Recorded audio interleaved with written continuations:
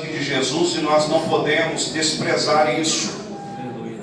E todas as vezes que vieram as afrontas, o diabo, as perseguições, as decepções, o projeto que não deu certo da forma que pensávamos, não recebemos a resposta que eu gostaria, as coisas não estão funcionando da maneira que eu desejo, que nada desses momentos difíceis sejam suficientes para arrancar ou diminuir a grandeza da vitória que Jesus derramou no sangue do Calvário por nós. E é muito forte, é muito positivo, é muito importante que venhamos ter esta visão.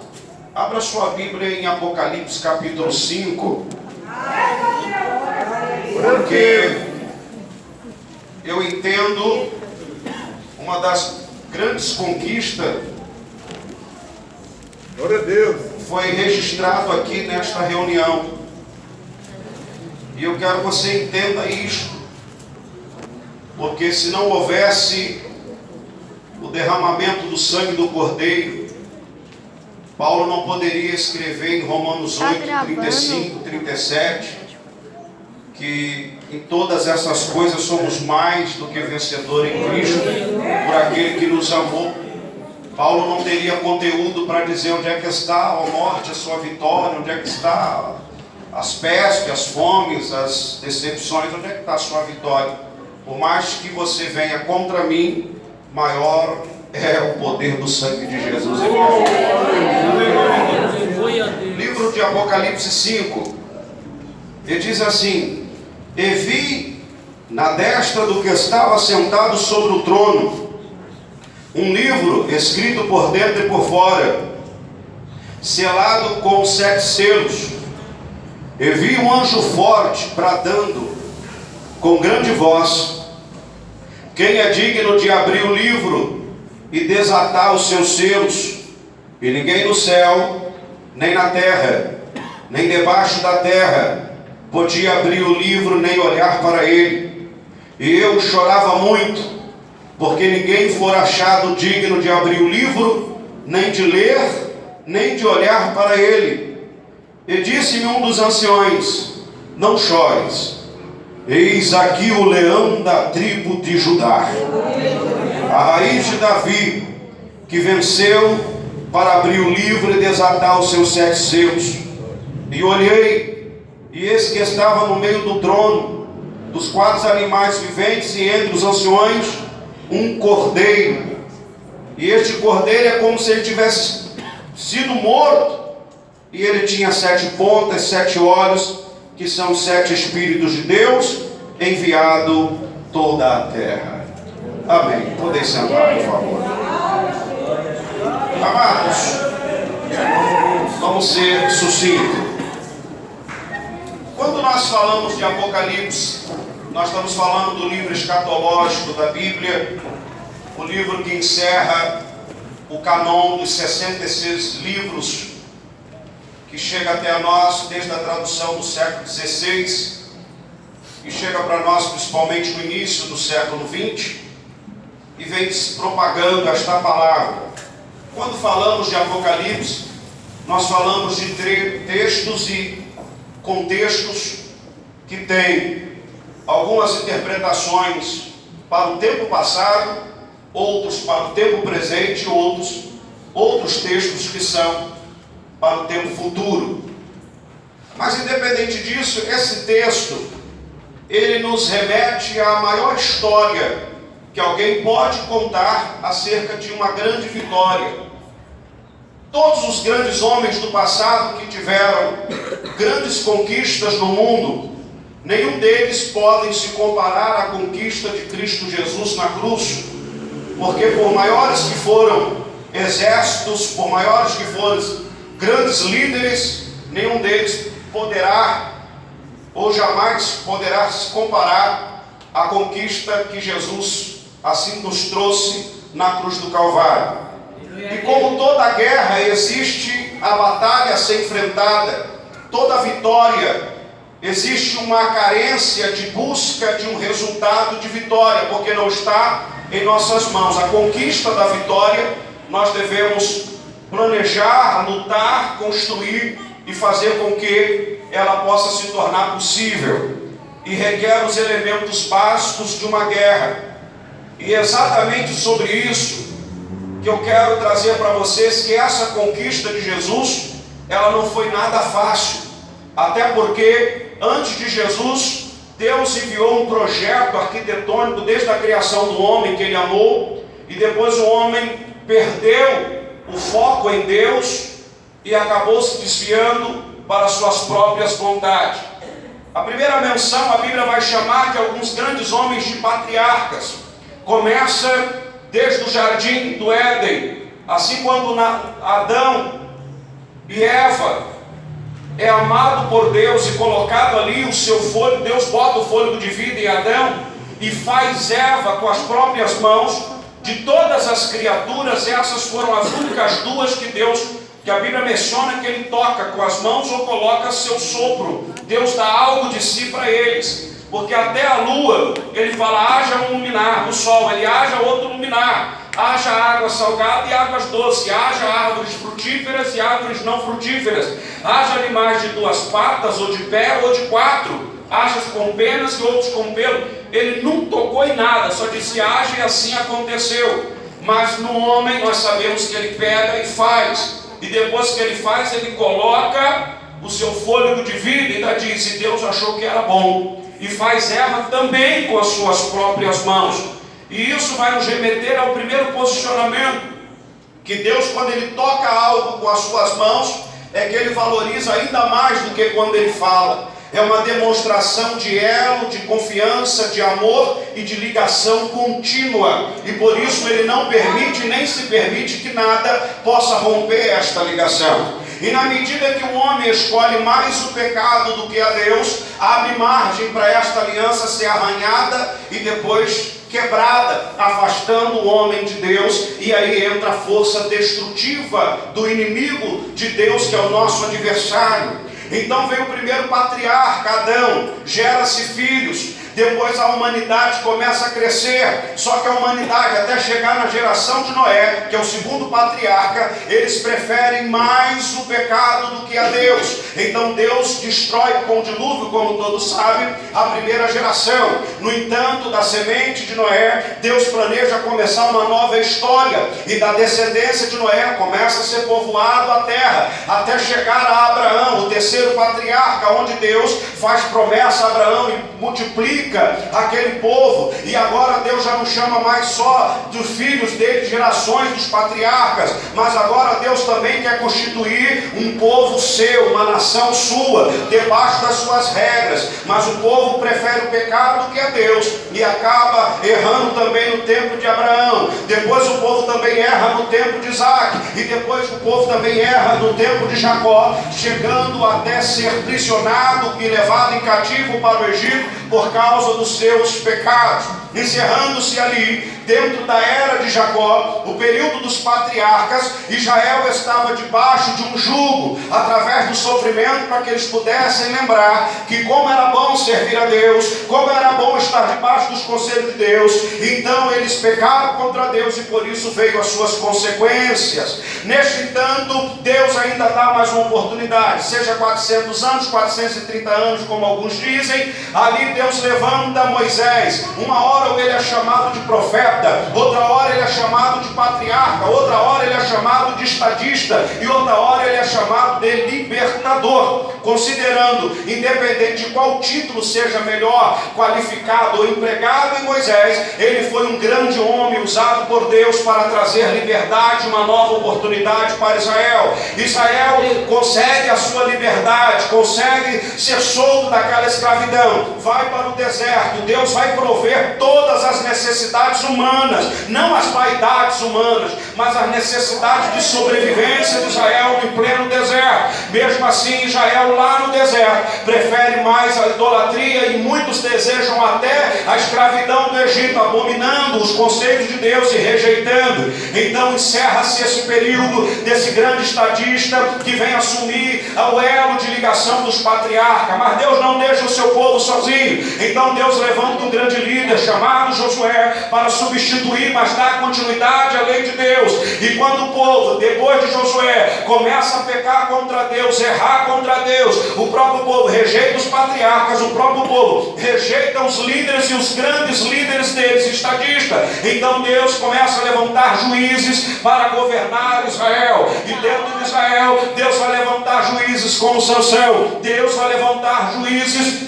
em toda a parte de Israel, para que eles pudessem ouvir e entender a lei e a vontade de Deus. Deus levanta um juiz chamado Gideão para trazer o povo debaixo de uma condução de regra. Deus levanta até Esdras, que uma hora era chamado de profeta, mas o seu exercício prático era como um juiz para trazer a lei de Israel. Então Deus mais uma vez dá uma oportunidade para Israel. Israel prefere mais o pecado, mais a idolatria, mais a sua própria vontade, o seu ego, do que servir a Deus. Então Deus também começa a levantar mulheres como ministros e ministras. Deus levanta Débora. Deus levanta uma mulher chamada Esther, ainda que foi rainha, mas ela trouxe libertação e oportunidade junto, valia uma oportunidade para o povo judeu, assim como Mordecai, seu tio, seu primitivo de criação. Ele protege e traz liberdade. Mesmo assim o povo rejeita os patriarcas, rejeita os ministros, rejeita os grandes líderes e também rejeita as próprias mulheres líderes das suas tribos de Israel.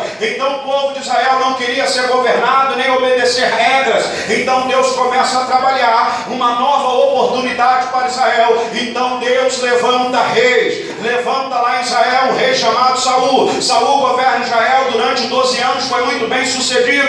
Depois dos 12 anos começa a entrar o ego no coração de Saul e ele começa a se perder por causa da sua vaidade e acaba trazendo mais desconforto e descontrole emocional e direcional para Israel, e ele começa a se perder. E antes que Israel caísse no abismo, Deus levanta lá na casa de Jessé aquele menino chamado Davi para ser o rei eleito, não só para 12 anos, nem 18, nem 20. Agora Deus tem um projeto de 40 anos para aquele Israel. Então Israel é governado 40 anos, bem sucedido com Davi, mas não para por aí. Deus levanta Salomão, seu filho, e mais 40 anos de sucesso. Israel vai prosperando e crescendo, e depois que Salomão morre, Israel começa a voltar para as idolatrias que as próprias mulheres de Salomão traz também para as tribos de Israel. Então Israel se divide, vai Israel do sul, se divide em uma força e reinado do sul, e vai Israel para o norte, se divide em outro reino para o norte. Então Israel não quer mais patriarca, Israel não quer mais líder, Israel não quer mais ministro,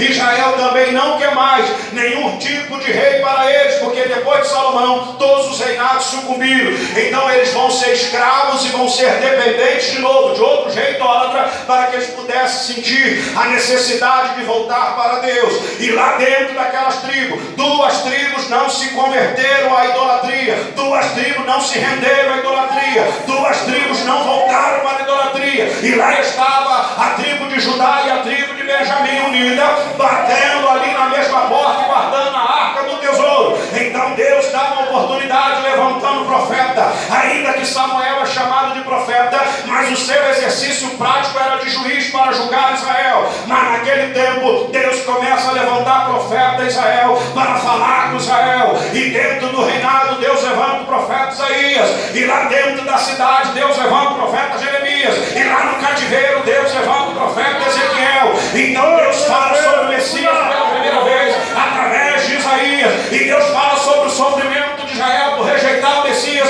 através de Jeremias, e através do sofrimento e através da obediência eles teriam uma nova oportunidade. Então vai lá Ezequiel no meio dos cativos para falar: ainda que tenha osso seco, esse Deus pode reconstituir um novo exército. Ainda que tenha morte, Israel, o nosso Deus tem poder para dar vida novamente. Então Deus levanta esses 4 profetas até chegar em Daniel, o livro histórico e também escatológico do Antigo Testamento. Mesmo assim, Israel, quando começa a passar o tempo, eles começam a ganhar ganhar força e vaidade, porque eles enriqueceram, e dão as costas para o Deus de Israel de novo, esquecendo a profecia de Isaías, dando as costas para as lamentações de Neemias, esquecendo das visões extraordinárias de Ezequiel, e dando as costas para a escatologia revelada por Daniel. Então as 12 tribos de Israel se espalham, uma vai para o sul, outra para o norte, e outros ficam entre o centro e outros despejada, dividida entre eles. Mas ainda que o povo rejeitava Deus,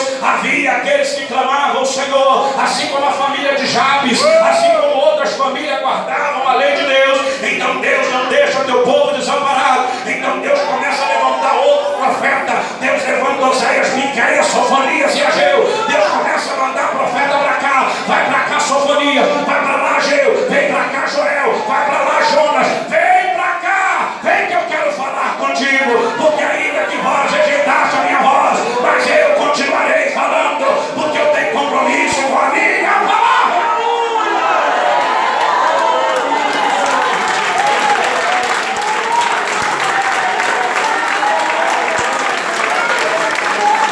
Levantando as 12 profetas menores, Deus vai enviando profeta para lá, profeta para cá, até chegar num tempo em que Deus vai levantando, depois de Oséias, Miqueias, e depois de Ageu, Sofonias, até chegar na época de Zacarias e Malaquias. Aí vai se encerrando esses 39 históricos livros do Antigo Testamento, Deus falando com Israel e chamando Israel para o seu arrependimento. No entanto, Israel preferiu mais o pecado do que a Deus. Israel preferiu mais as abominações do que servir a lei de Deus. E houve-se uma reunião no céu, segundo alguns contos históricos, e eles relatam que houve meia hora de silêncio, não tinha ninguém que pudesse substituir os patriarcas, ninguém para substituir os ministros, ninguém para substituir os reis, ninguém à altura para substituir os profetas. Então só Jesus, o Rei dos Reis, se manifesta e diz: então envia-me a mim, eu vou lá para poder dar uma nova oportunidade, já que este povo que se chama pelo meu nome, se humilhar, não quer humilhar mais,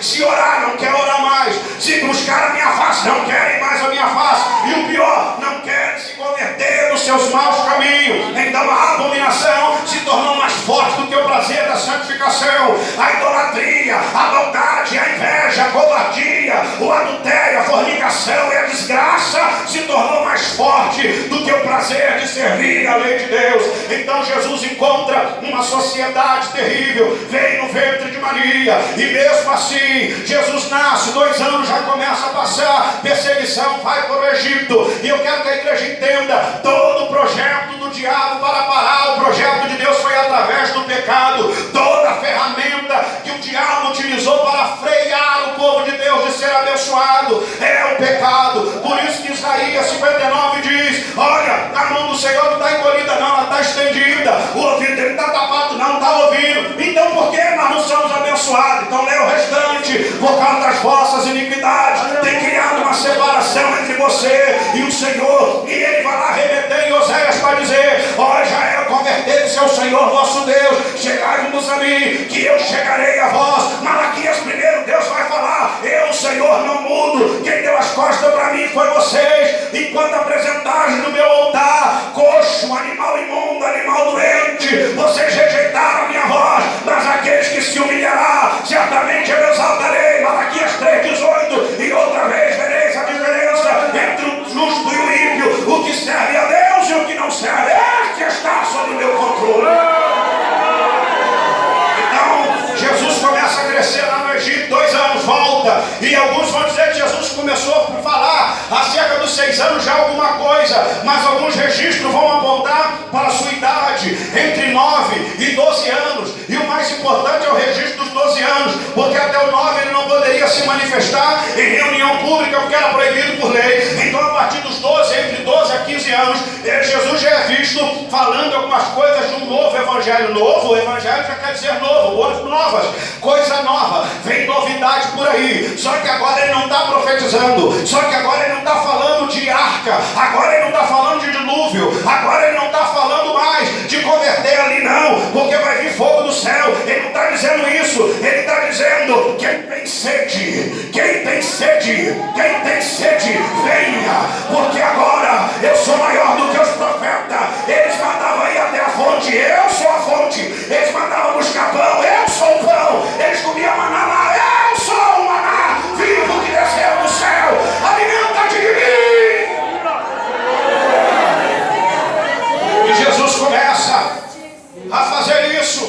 E o diabo fica sabendo da história de Jesus. Será que ele é profeta?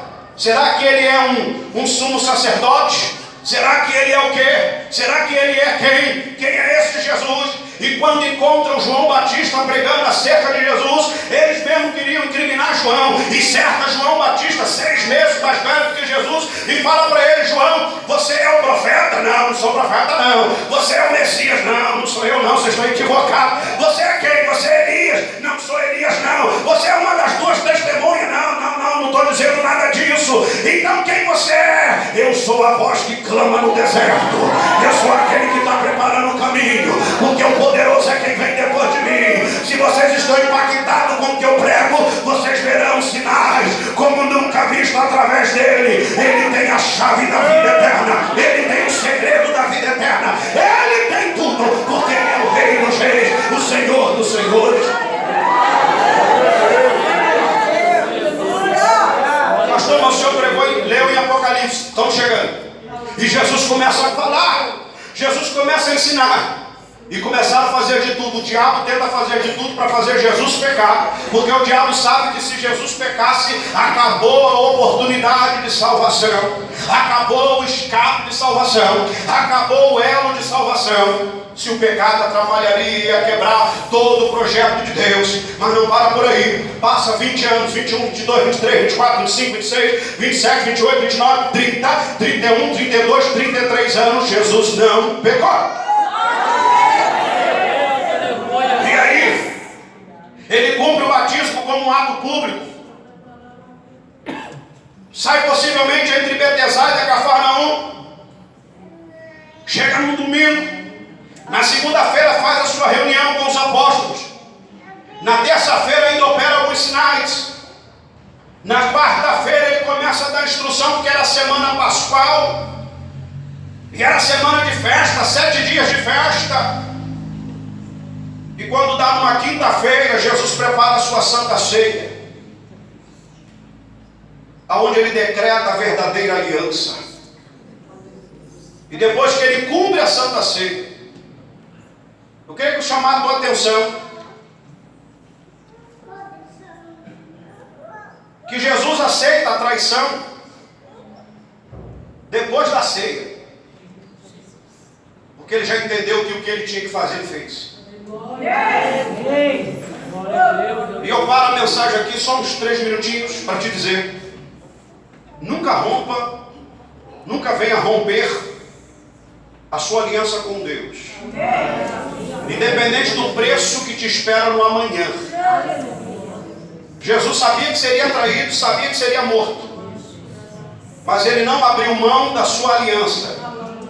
E ainda ele fala: muito desejei estar convosco nesta ceia, porque este aqui é o meu pão, mas esse aqui é o meu sangue, é o sangue da nova aliança. Então nunca abra mão. Se amanhã será uma manhã de luta, Senhor, me dê força para atravessar, mas eu não vou negar o seu nome. Se amanhã vai ser uma manhã de vitória, Senhor, muito obrigado, mas eu também não vou te dar as costas e ser ingrato contigo. Consciência, salvação está aqui e aqui. Desejo de morar no céu está aqui e aqui. Senão as afrontas deste mundo vai nos sufocar e tirar todo o elo de comunhão entre eu e Deus. Com todo respeito, pastor e a igreja, muitas pessoas talvez só estão buscando Jesus médico porque ele cura. Outros só querem um Jesus empresário para abrir uma porta. Outros só querem um Jesus banqueiro para fazer investimento e prosperar. Outros só querem um Jesus psicólogo para tratar da depressão, da angústia. Eu quero saber quantos aqui estão atrás do Jesus Salvador. É isso que vai fazer a diferença. Sendo curado ou não, glória. Recebendo a porta aberta ou não, glória. Tomando posse da resposta ou não, glória. Eu não abro mão. Diga isso, eu não abro mão. Diga isso, eu não abro mão. Declare, eu não abro mão da minha salvação, nem da vida eterna. Não abra mão. Esta é a verdadeira demonstração de quem está valorizando esse sacrifício de Jesus. Aleluia, Deus. E Jesus é crucificado. morra acima. Segundo alguns tradicionalistas judeus, pelo que se estudaram, Jesus era um homem em média de 1,80 m, pesava cerca de 72 quilos. É levantado em uma cruz. Uns falam 6 horas, outros 7 horas de agonia. E ele lá ficou e não abriu a sua boca. Mas tem um momento que Jesus começa a falar: Pai, estou me sentindo sozinho. Eu estou me sentindo assim, sem um amparo. E aí quero eu crer que as legiões do diabo, do inferno, veio para dizer: ele vai pecar. Chegou a hora. Deixa eu conjecturar com vocês, uma maneira que eu entendo. Que os anjos do céu estavam de pé, pastor. De mãos dadas. E eu vou dizer assim: ele vai pecar, vocês vão falar comigo: ele não vai pecar. Vamos fazer um coral. E a voz de vocês é mais forte que a maioria.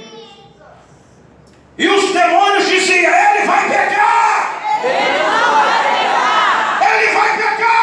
Ele não vai pecar. Ele vai pecar. Ele não vai pecar. De repente Jesus fala: Pai, eu estou desamparado. Ele vai pecar. Ele não vai pecar. Mas em tuas mãos eu entrego o meu espírito. Porque já está tudo consumado. A aliança já foi feita na Santa Ceia. A tua palavra foi concluída. Em tuas mãos eu entrego o meu espírito. Sabe o que isso quer dizer? Pode se alegrar, porque ele não pecou e a vitória é nossa. A vitória é tua, a vitória é da tua casa, a vitória é da nossa família, pelo sangue de Jesus. Depois de 40 dias, dos 3 dias ressurreto, 40 dias ele fica com seus discípulos instruindo. Atos capítulo 1 vai dizer que numa última instrução ele começa a subir. Atos 1 vai dizer que foi o dia da sua ascensão. Ele começa a subir. Diga comigo, ele começa a subir. Aí nesse dia estava João reunido aqui. Ele estava vendo o que estava acontecendo nesse dia. Estavam todos assentados no trono. Tinha um livro lá escrito por dentro e por fora. Ele viu um anjo perguntando: quem é digno de abrir este livro e desatar esse selo?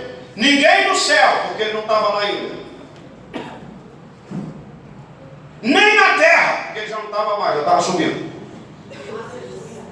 Nem debaixo da terra, porque o terceiro já tinha ido lá no inferno tomar a chave da morte. Não estava no céu, a Bíblia não erra. Não estava no céu, não estava na terra, nem debaixo da terra, porque já havia concluído. E onde é que ele estava? Subindo. Subindo. Subindo. Subindo. E aí o que vai acontecer? Ele chorava. Enquanto João chorava, aconteceu um movimento lá no céu. O que diz Salmos? Eu não sei quantas nuvens são, quantos céus são. Jesus sobe a primeira nuvem, passa pela outra constelação, passa pelo primeiro céu, segundo céu, terceiro céu, quarto céu, quinto, não sei. Só sei que ele foi subindo até chegar em um portal. E quem registra isso? O salmista. E quando chega lá, quero eu crer. Deixa eu conjecturar. Eu não sei se é serafim, querubim, quem é que fica na porta. E eu estava lá olhando. Vem chegando uma luz aí. Fala pro outro querubim. Vem mesmo. De repente, quem vê quem é? Olha pro portal. Abriam portas eternas. A quem lá dentro pergunta: por quê? Porque lá vem chegando o Rei da Glória. Abriram portais eternos. Por quê?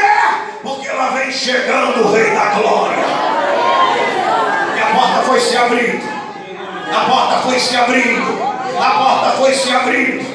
E quando ele chega, os anciões falam: aí, não chora mais não. De repente, quero eu crer que entra um querubim apavorado naquela sala, dizendo: ele está aí. Ele chegou aí. Ele chegou aí quem? O leão da tribo de Judá. A raiz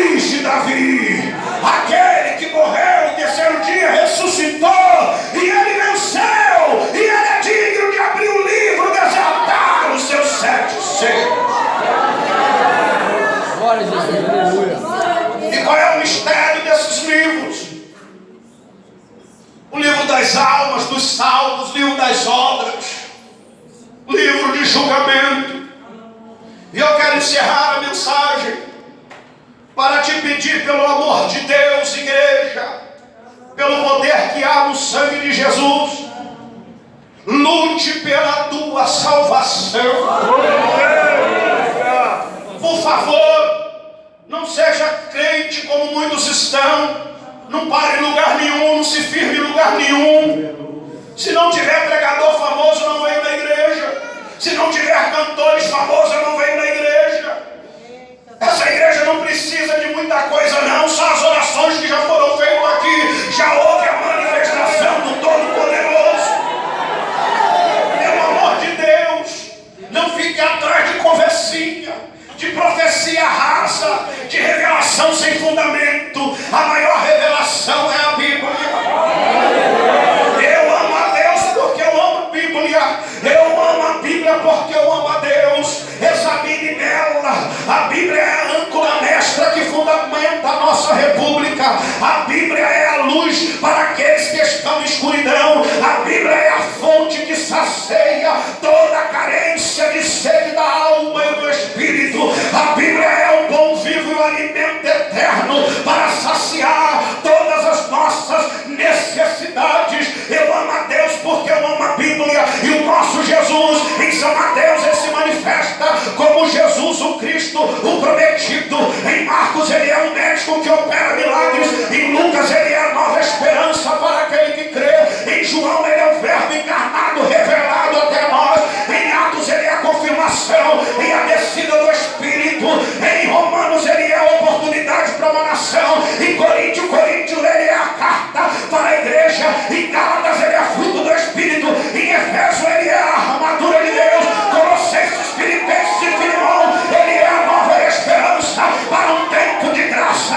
Em Tito e Hebreus ele é o sumo sacerdote revelado a nós. Em Timóteo ele é a graça que veio para revelar ao nosso coração os segredos da tua palavra. Em Tiago ele é a cura da língua e a cura da alma. Em Judas ele é o conselho do pastor. Em Pedro ele é aquele que morreu no terceiro dia, ressuscitou e é o relógio do céu. Em 1 João, 2 João, 3 João, ele é o amor que veio para derramar a graça e a misericórdia. Em Apocalipse ele é a revelação.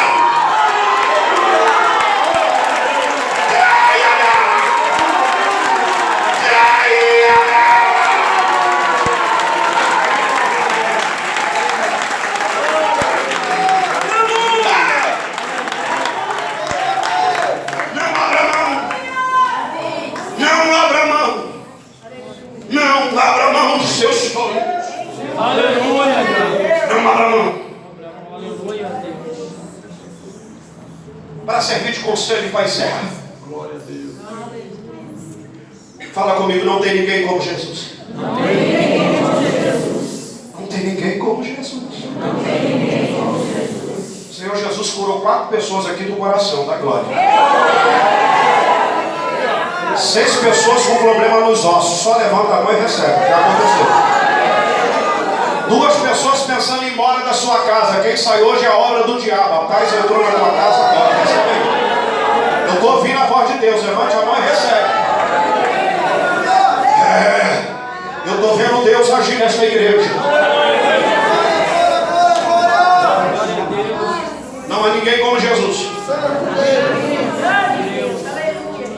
Tentaram fazer uma comparação entre um grande revolucionário chamado Alexandre o Grande, antes de Jesus, conquistou praticamente tudo.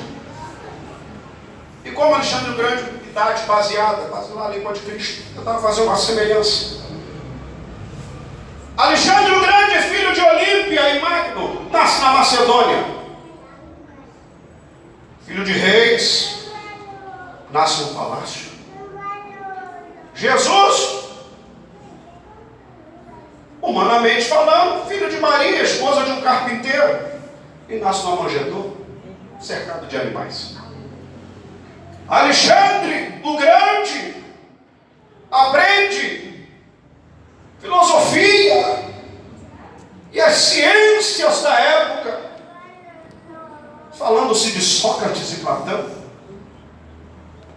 Jesus aprende o serviço de carpinteiro com seu pai José. Alexandre o Grande cresce e reúne um grande exército ao seu comando. Jesus pega 12, entre eles pescadores e semi-analfabetos, para começar o seu ministério. Alexandre o Grande sai em todas as cidades, invadindo, destruindo, adoecendo e ferindo. Jesus com os 12 vai para as cidades, curando, libertando, levantando o caído, dando alegria para os tristes e ressuscitando os mortos.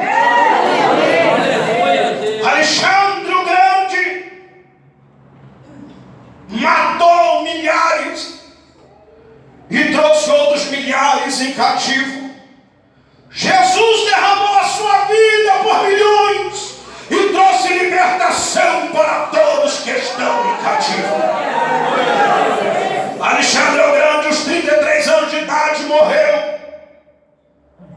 E o seu reinado foi dividido em pedaços. Jesus, aos 33, morreu. Ao terceiro, ressuscitou. E ele está aqui. Seja abençoado tu e a tua casa. Recebe cura, recebe, toma posse. Recebe milagre, recebe resposta. Deixa Jesus te abençoar. Levante a mão e dá glória. Que Deus abençoe essa igreja. Que Deus abençoe sua vida. Que Deus mude cada dia a sua história. Seja firme. Lute ao lado desse homem de Deus e todos aqui. Honre o homem de Deus, honre a casa de Deus. Todo sucesso da parte de Deus para vocês. Muito obrigado, seja abençoado em nome de Jesus.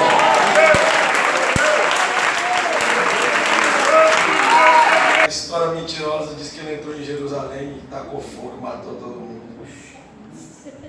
Mas segundo a história dos judeus, eu lendo a biografia da história dos hebreus, José disse que quando faltava um dia para ele chegar em Jerusalém, o sacerdote sabia que a cidade ia ser destruída, não sabia o que fazer porque não tinha força nenhuma contra Alexandre o Grande. Eles começaram, juntou o sacerdote e começou a buscar Deus, e buscar Deus, e buscar Deus. Deus pegou e apareceu para os sacerdotes e disse para eles: olha, amanhã é o horário que eles vinham, vocês todos se vestem de branco, 70 sacerdotes saem diante da cidade. Vocês vão ver o que eu vou fazer. No outro dia, os sacerdotes saíram de frente da cidade. Alexandre está vindo com o seu exército. Quando chega perto da cidade, ele dobra o seu joelho e começa a levantar a mão para o céu. Ele tinha um amigo íntimo chamado Parmenas. E Parmenas fala: que faz, meu Senhor, se dobrando diante desses homens? E ele disse: não estou me dobrando diante deles. Ontem à noite eu não consegui dormir. E o Deus deles me apareceu lá na minha tenda. Ele disse para mim o seguinte: amanhã você vai encontrar todos os sacerdotes de Jerusalém de branco na entrada da cidade. Você não vai destruir essa cidade, não. Eles vão te ensinar a adorar o verdadeiro Deus. Aí diz que ele entra na cidade, lá ele ensina como que adora o verdadeiro Deus. Ele vai embora como conquistador para os mentirosos. Mas para os rabinos, essa é a história verdadeira. Quero crer nessa que é mais bonita, né? Amém, meus irmãos? Amém.